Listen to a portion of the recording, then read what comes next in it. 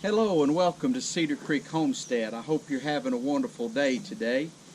This video here is about window air conditioners, or sometimes they're referred to as a room air conditioner.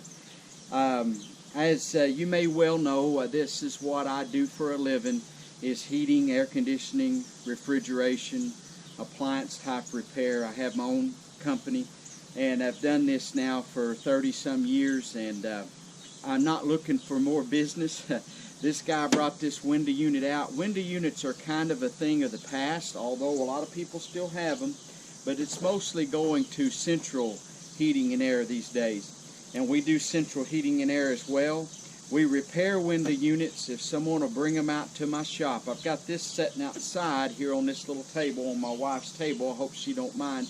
But it was very dirty. The coil was very dirty. It needed to be cleaned out, and I'll explain that in just a minute. But this is what I've done for 30 plus years, and it's made me a good living, what I went to school for. I enjoy it, but I'm not looking for more business, so don't think this is a business advertisement from me anyway. I can't go to Canada, all these places, Texas and Mississippi and everywhere else, and repair your air conditioners. I'd love to, although if you have a question, you're welcome to put it in the comments, and if I can help you with your question, I certainly will. Or on my channel, this video will get old after a while, and I probably won't check the comments as often, but you're welcome to email me on my channel. We have a cedarcreekh@gmail.com, so if you wanted to email me at that, but that's on our description in the video. I'd be happy to try, if I can, to help you. I might not be able to help everybody. We'll just have to see how this goes. But anyway, I'll tell you a little bit right here. I don't repair these in the home anymore. This one slides in a case. Some you have to take out of the window and then take them out of the case, and the case will unscrew on the sides, the covering here. But this one actually is a big enough 220 volt window unit, about 24,000 BTU window unit, and you can actually pull the guts, what I call the guts, out and get to this. So this guy said his wasn't cooling very well, and he thought it needed Freon. Everybody thinks they need Freon. That's if it's a refrigerator or whatever, almost I'd say 80% of the calls, somebody says they think they need Freon, or they might say, I need a little antifreeze in my air conditioner, or something like that. Well, Freon is just a generic term. It's actually refrigerant, and sometimes you do need refrigerant put in your unit to keep it from getting complicated. I just call it Freon too, because most people don't know what I'm referring to when I say refrigerant. But Freon was just a brand years ago of refrigerant that was very popular. So they got to calling everything Freon, kind of like channel lock pliers. That's actually a brand. But slip groove pliers, most people who had those were channel lock brand, and that kind of got started. So anyway, I'll go over you a few things here with the room air conditioners. If you buy a new one today, they are built extremely cheap. Most of them, this copper here, the loops and things on this unit is extremely thin. It's not like when you buy a central air conditioner and this copper is very thick. It's thin. It's pressurized to withstand at least 500 psi, because the new Freon refrigerants that you have today, like this one, holds what's called 410A. They used to hold R22, and an R22 system, the highest pressure on the high side is usually about 250 psi, and this thing can run 400 to 500 psi. So they're generally pre-checked at the factory, pressurized to withstand 500 to 600 psi. But over time they can develop and can leak Freon out. One thing is, when you get a new window unit these days, water wants to stay back here in this area. If you could look at this back here in the back, where this fan, you got one motor with two shafts. It's got a fan blade back here and a fan blade up here. The fan blade up here blows air into your home. This fan blade back here turns and blows air out the back here. You don't want to block this area. You want this area free so this thing can get rid of that air. If you go to covering it up, some people will put a shade just right up next to this area where you're going to harm your unit because it can't get rid of this air. It's basically blocking it off, and it gets overheated. Before long, you run your compressor. Then you got to go buy a new unit. If you're like us, you got to watch your money. You can't just go and buy. And I'll tell you something else, service repairs. When I started, we charged back then like $25 to come out years ago, 30 years ago. And I thought that was high. Now, most companies around our area are around $100. We are up to $90, but others that come into our area, and some as high as $120 just to come and look at a unit like this. So you do not want it tore up. You may know a handyman that'll come out, or a friend that'll come out for free, but if you're trying to homestead, and especially if you're off grid, you're wanting to live as cheap as possible. So if you have a window unit, you want to watch your money, and you want to take care of it. So a little bit of maintenance will go a long ways. But the water will want to stay. Getting back to the water subject in this area, do not drill holes. Do not, read my lips, do not drill holes in the bottom of your air conditioner. If it was meant to have holes in it, it's just like if God meant for you to have holes in your body, He would have put them there. The same thing right here. Do not make holes in that. If you do, you're going to hit a Freon line and you're going to run it. The water stays in this on purpose. As the water continues to build, it will run over the back if you have enough water to run over. And what happens is, people will drill holes up in there thinking they're going to help it drain. They hit a Freon line. But this unit actually uses this water. And when it's really running good and this fan blade's turning, the fan blade's big round like this, and all the way around it, it has a ring built onto the fan blade. And that's called a slinger ring. And what it does is it slings water up on the outside coil, the hot coil, and it helps cool it. Makes it more energy efficient. You may have heard people say that they take a water hose, spray their air conditioner down. That's all that thing's doing, is throwing water up on it, helping it cool and be more efficient. So leave that water there. It's not hurting anything. You might say, where does that water come from? Well, up here in the front of your air conditioner, where your controls are, and this part that's inside your home, you got a power cord that plugs up to a receptacle somewhere, and you hit the little button to turn it on right here, and this is blowing air out this way. Well, you have a coil up front here that gets cold, and it's called an evaporator. The coil back here in the back is called a condenser. They both do complete different functions. The back one, it gets hot. The front one, it gets very, very cold. And the water starts to condense as it hits this coil, just like if you take a glass of ice water or iced tea. By the way, I wished I had me a glass right now, but you took a glass of iced tea and you placed it right here.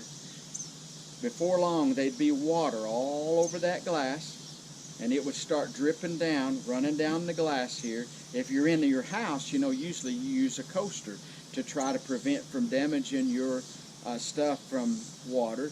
Off of condensation or from heat, but this time we're talking about the condensation. Well, that condensation gets on this coil, and it starts dribbling down, and it dribbles down into a styrofoam drain pan. Most units are styrofoam. Don't go getting rough with that. You will break that styrofoam. You've ruined your unit if you bust that styrofoam. You usually can't get replacement styrofoam. You'll never get it draining right, so just be careful up here in this area. Any of this unit, be extremely handle it with delicate gloves, because you can damage one of these just like that. You can break a Freon line, you could drill a hole in it, anything. So be very delicate. But anyway, your water up here, this gets cold, the water condensates and it runs down and it runs back here. This here should be tilted just ever so slightly. Not even a quarter of a bubble off, but your back end should always be a little bit lower. They naturally build the bottom pan of this to be a little bit lower, but I recommend lowering it just a tad, not much. I see some that's way tilted like that. No, or don't have it tilted to the front. If you're going to have it tilted and off at all, have it tilted to the back, so this water will run back here towards the back. And this slinger ring, it'll catch that water, sling it up on the condenser. As it's doing that, that condenser's hot, and that water evaporates. Goes back in the atmosphere, so you don't have to worry about it. If in most conditions, it'll never even run over with water nowadays. Used to, and if you have an old window unit, they will have a drain back there. But what they would do is stub the drain usually up a little ways, and if the water got up, say, an inch high, then it would run over. They've had slinger rings all the time. When I first started doing refrigeration work, the first ones I repaired was in 1985. So when we started doing repairs, and back then most people around here had window air conditioners. There was some central heating air conditioning, but here in Oklahoma where I lived at, we started with a water cooler, if you know what that is. Some call them swamp coolers. Around here they call them water coolers. And we had that up until I was in high school. And my parents finally bought a window air conditioner. We would only use it in the evening when it was extremely hot. If it was hitting 100 or more, they would turn it on maybe at 2 o'clock, and when the sun started setting or going down about 7 or 8, they would turn it off, and then we just raised the windows back up, and that's the way we lived. Usually they ran the air conditioner more on Saturdays and Sundays when we were all indoors, especially Sunday afternoon, and we were going to take a nap. That was always nice because Mom would shut all the bedroom doors and everything, and we would sleep in the living room, and she'd turn the window unit on. Prior to that, we had the swamp cooler, and they just left all the doors and windows open, no big deal. The front doors was open, and us kids, we'd play outside, but it seemed like even the water cooler cooled good, except with our humidity, it causes stuff to mold, and that's the purpose of an air conditioner, is to pull, not only to cool, but to pull the water out of your home. At 80 degrees with low humidity, feels halfway decent. A lot of folks are like, oh, I can't stand it, but it'll feel a whole lot better than having 80 degrees with 90, 100% humidity. It will feel so muggy and miserable. So lowering the humidity, that's what an air conditioner does. The swamp cooler, water coolers, they actually had a blanket, a curtain on them that looked like straw, and the water would dribble down across that. And when it did, it was actually cooling the air down. It was water-cooled air, but it was blowing it into your home. So you were getting all that moisture into your home. So getting back to that, one thing is, now if you're on solar or something like that, this would be different. I understand you have to watch every bit you use. I would not use Energy Saver. I would turn the fan on high blast, full blast on one of these. You can set the temperature what you like, but I would put the fan on manual, and I would set it to high, the highest setting it's got. The more times it changes the air, the more air is pulled through this thing. First off, it's going to filter your air more, get more of the allergens and pollutants out of your home air. You got everything closed up, your windows, your doors, everything sealed up. You're in there, it's going to help filter your air. You have a filter in the front here. That ought to be cleaned every month. Every month that you're using this thing, if you start using it in May, before you start using it, clean that filter. Then June, July, August, September, whenever you stop, then that's fine. You don't have to worry, unless you have heat. If you have one that heats and cools, you want to continue to clean that filter every month. If you pull it out and it looks like it don't need cleaning, still yet take it to the sink, wash some water over it, clean it off, use mild soap if you need to, then put it back in here, but do it every month. But it also take a lot of the nastiness out of your air. But also I recommend running it all the time. Set it and leave it. Run it day and night. It's actually been proven that you'll save energy running a window air conditioner all the time, or central air, versus just every once in a while. Now if you're only home, say on Sunday, that's a different thing.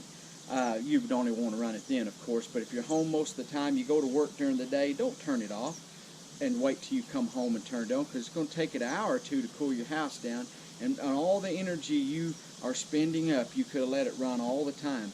Another thing, it's better for your home to run your air.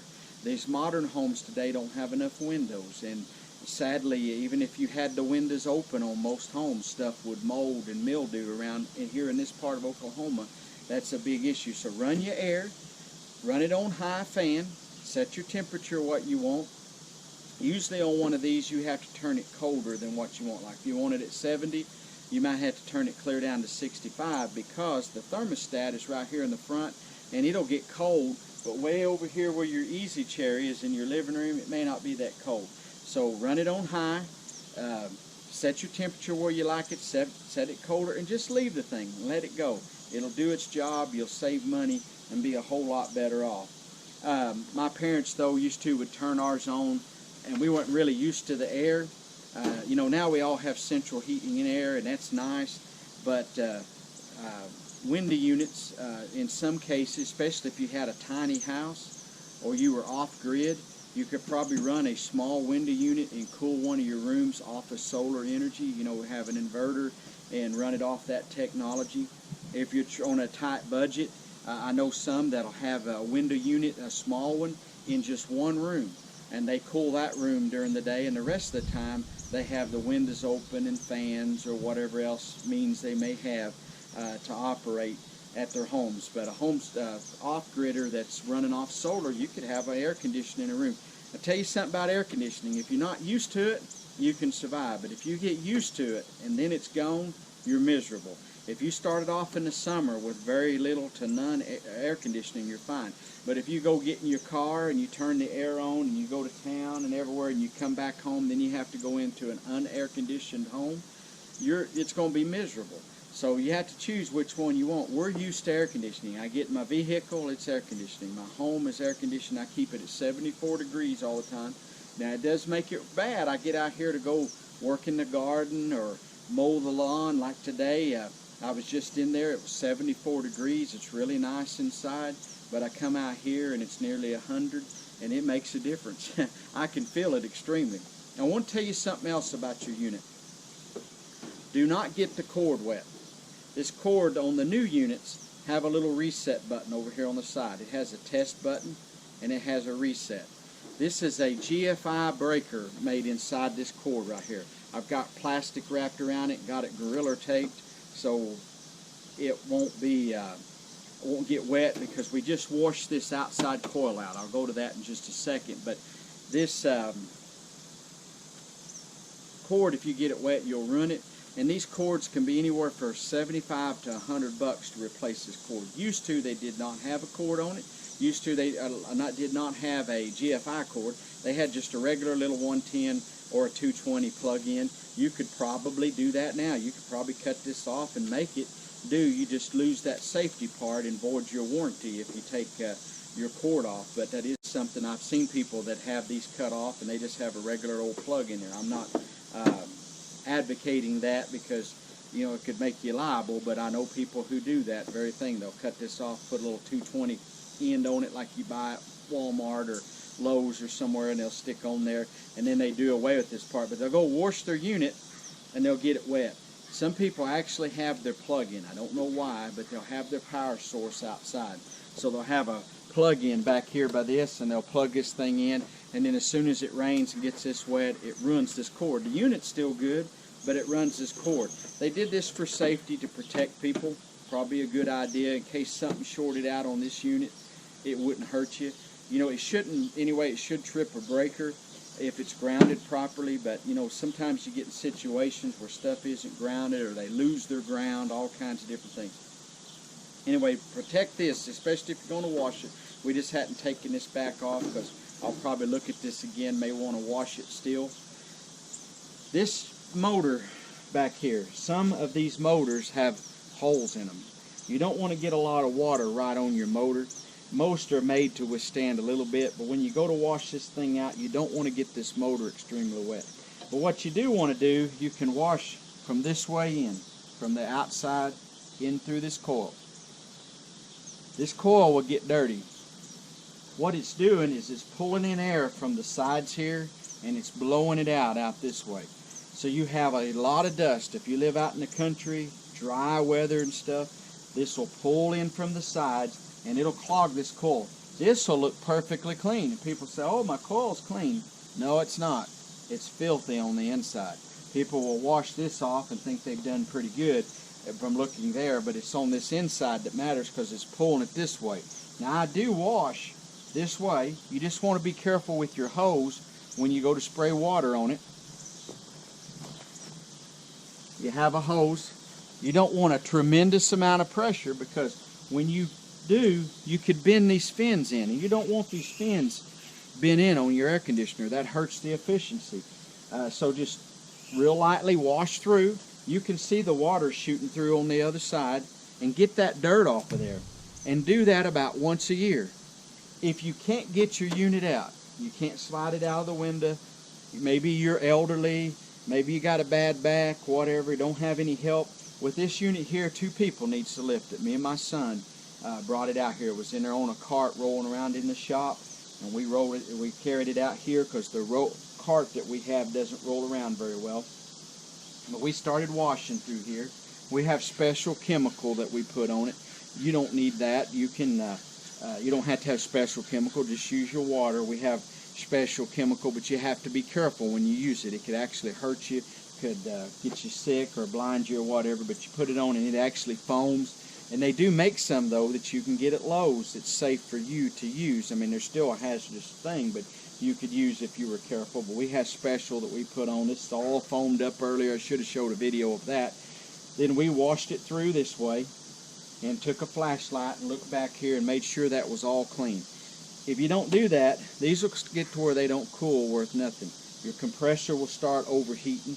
The unit will be running high speed, everything, but just don't cool good. And when it hits up hot weather, like about 100 degrees or so, the compressor has a little disc made down in it that's called a thermal overload.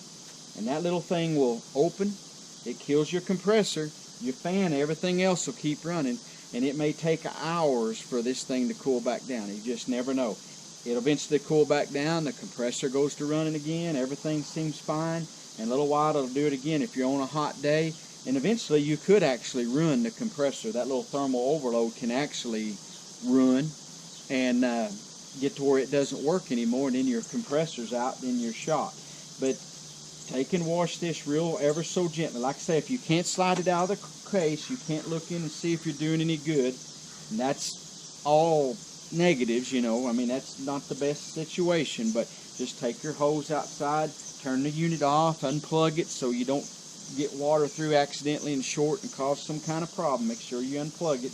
Go outside and wash your water ever so gently through here, and trying to make water go all the way through this coil. Then when you get done, you can go in, plug it up, you're ready to go. Don't worry about the water that stayed in here because that's all natural. That's not no big deal. Anyway, that's all I can think of about window air conditioning maintenance, and hopefully this will help you if you have a homestead and you have a window air conditioner or room air conditioner. Whether it's a 110 or 220 makes little or no difference. You know, 110s are lighter. You can usually get them out and work on them, but you got to take screws out the side. Where this one, there wasn't anything. There usually is a screw through the side over here on both sides that you'll have to take out for this to slide out of the case. Sometimes this one actually looks like it had a screw in the back too that you had to take out. But I don't work on them in the homes. One reason I don't, and most heating and air companies won't anymore, because you'll get out and people have foamed in foam spray and everything all around it, and it's so sealed up that you have to take a Sawzall or something to get the thing out. I actually had one of these one time, kind of a funny story. I worked on it and I was by myself, a big 220, big old one. Used to, they'd make them up like 3 ton in size. What I mean by size, that's BTUs, not that it weighed 3 tons, but it would be like a 3 ton, 36,000 capacity, 36,000 BTU window units. And you'd slide them out and you could work on them a little bit and let them hinge in the window. Then I would slide it back. Well, I slid one back one time, it fell out the window. There was that rural area, whole bunch of dogs were down under there, I guess because it was cool under there or whatever, and it landed on them. Dogs were running everywhere yelping. The kids were screaming and crying thinking I killed their dogs. No dogs were permanently harmed, but they yelped like they were, and I'm sure it hurt landing on them. But there's some old hound dogs, and they come back in a little bit, and they were all fine. The kids calmed down, but I couldn't get the unit up out of the front lawn to get it back in the house. So I had to have help to get it up there. But so I finally, a year or two ago, I said, I'm going to quit working on these. I don't want to hurt my back, and I don't want to get a hernia or nothing lifting them, so I've just quit. But if people bring them to my shop, I have a little roll-around cart they can slide them on. I can roll them up to electricity. Me and my son both are here. When I can wait till he is here. He works with me, so or someone else, and I'll just have them help me carry it. And like out here where we washed it today, we'll carry it back in and put it on the cart. The customer can back up with their truck, roll the cart right up, and just slide it right in their truck when I'm done with it. And it's a whole lot cheaper. I charge very little. Like this guy here, I'm going to charge him $20 to tune it up and check the Freon and everything, you know, very cheap, inexpensive. But if I was had to come to his home, the price would be a whole lot more. And oftentimes, sadly, these things ain't even worth bringing in. They've ruined them by not keeping them properly maintained. So I hope you enjoyed today's video. Appreciate all of our subscribers. Our subscriber rate's been going up, and if you'd like to subscribe, we'd be glad to have you. And hit that little bell icon when we put out another video. I plan to do other appliance and heating and air type videos from time to time, as well as the gardening and other goings on here at our homestead. But if you'd like to be notified, there's a little bell there after you subscribe. Just click that, and when we put up a video, it'll come up on your YouTube page and alert you to new things that's going on. And comment. If you got a comment or a question, I'll certainly try to answer. It's hard to answer folks via texting or typing or whatever, emailing. So it would be better in person to talk to you, but I realize that's not possible with everybody. Sure appreciate it. God bless you. We'll see you next time here at Cedar Creek Homestead. We're gone.